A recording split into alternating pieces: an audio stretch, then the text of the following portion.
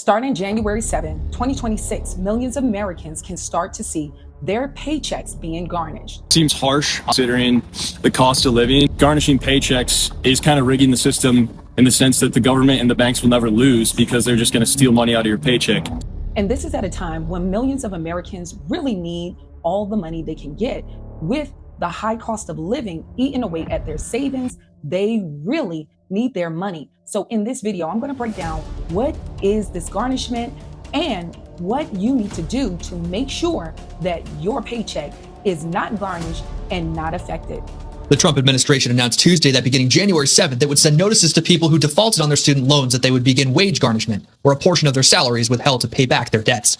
It would start with around 1,000 borrowers before the notices increased in scale every month. The administration may also withhold federal and state tax returns as well as Social Security payments. Unlike many commercial debts, the federal student loans are considered default after 270 days. This means if you have student loans or if you were a co-signer for someone with student loans like your child who is currently out of college and they haven't made any payments on their student loans, you can see your paycheck garnished. So it is very important that you check on the status of these student loans so you don't lose part of your income for these repayments. I was not aware of that.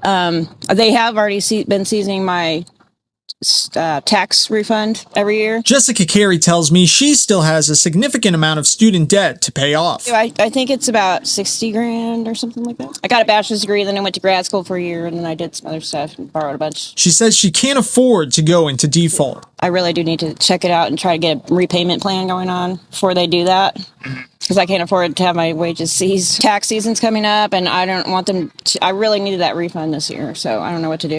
And just like this lady said, she needs her tax returns this year. And many other people are really depending on those tax returns to help them pay off credit card debt or some other debts, or just to have some savings to get them ahead. But if you are not making payments on these student loans, the federal government can withhold these student loans.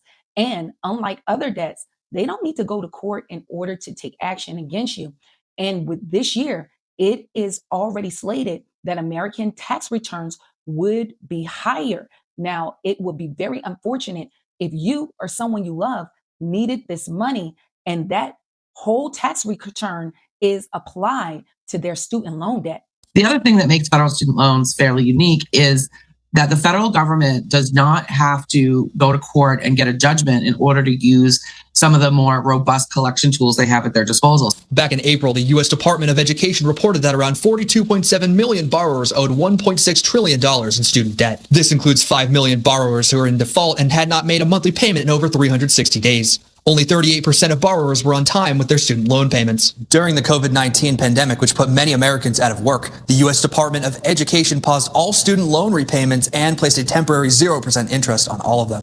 Now, student loan debts are very unique versus other commercial debts because with student loans, the federal government doesn't have to take you to court to take these kind of actions against you, like garnishing your wages or even your Social Security. Additionally, they can also take your tax returns if you are not making payments on these student loans. And there has been many people who credit report recently took a nosedive up to 150 points when the student loans began to report late on their credit reports. Now, the unique thing about student loans, they have a habit of reporting incorrectly. And to add insult to injury, for you trying to get out of this student loan debt, if you're in a financial strain, you can't even bankrupt these debts off, unlike even tax debt.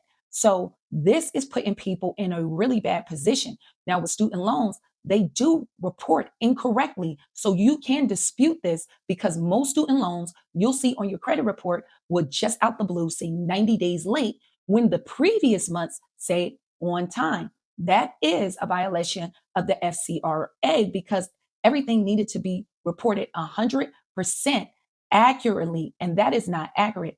Now, with my elite credit system, users like Sean is getting great results. He went from a 612 credit score with all his credit scores over 770 in a matter of 6 months, and now he's at an 803 credit score. If you need my help with my AI software and my credit coaching, you can sign up The link is in the description of the video and in the pinned comment section. Additionally, starting in the month of January, I started my credit kickoff. This is absolutely free.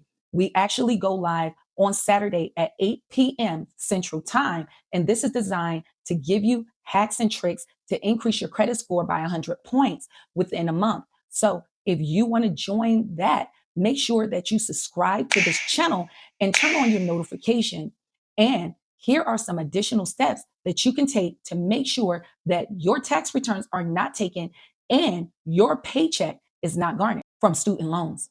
Borrowers still have other options to get out of default through loan consolidation and rehabilitation, which would create a monthly payment that would cost less than garnishment. I encourage anyone who's in default, even if you think there's no way you can afford to make payments, I encourage you to look into those options, because I can almost guarantee you that once you're out of default, it will cost you less money. Go on studentaid.gov and check to see if they are in default, and then also make sure that they have their contact information updated, so that if there is something that they need to hear from from the federal government on this, that they will get it. I guess the third thing is just open all your mail. Open your mail.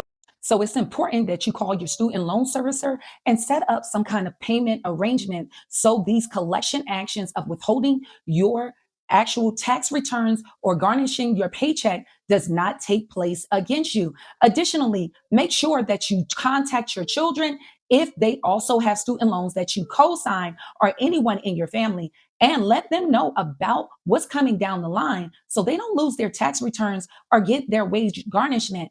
And there needs to be some government legislation against colleges. We're seeing college tuition has hit record numbers ever since the federal government been subsidizing with student loans, and their fees are getting higher and higher without justification. My daughter and my nephew have a really hard time getting in class courses because you have a lot of these colleges only wanting students to take classes online. All those in-class options fill up really quickly because they've been cutting back on staff, and using technology is supposed to make education and things cheaper. How are their prices going higher? And the federal government need to cap these colleges on how much they can charge. They do that with Medicaid and Medicare when it comes down to physicians and what they can charge for procedures. They do that to people like me, that's landlords, with Section 8. You can't just charge whatever you want for a tenant with a Section 8 voucher. There's a cap for the unit size and how many bedrooms that you can charge. Why aren't they doing that with student loans? How is college tuition getting higher, but their operating cost is getting cheaper? These colleges need to be held accountable, and they need to be capped. And we also need to look at the education system. Many of these guiding counselors and teachers are really priming your kids in high school, junior high school, to go to college. But is the return on investment there anymore? We need to look at this. This is putting our children in slavery. There needs to be more guidance going towards BOTEC programs where kids can come out with a trade, welder, auto repair, and other options like electrician, plumbing, and maybe they can get a free education. Along with, there are high school programs where you could come out with an associate's degree. And so you want to make sure that your children are being guided to these options so they don't have to go into student loan slavery. Because looking at the job market, many of these AI tech innovations are removing these highly educated jobs. And so with all that student loan debt, those are the people jobs that AI are targeting, these highly professional people. And then you're stuck with the student loan debt, and you can't even get a job that's paying you a decent wage to pay off these student loans and the high cost of living at the same time. So we really need to look at how education is being done, and these colleges need to be held accountable. So hopefully this information was helpful. If you have any questions or comments, you can leave it in the comment section. More detailed questions for me, you can go to my website, and all your questions go directly to my cell phone. I hope to see you guys in the next video. Stay tuned.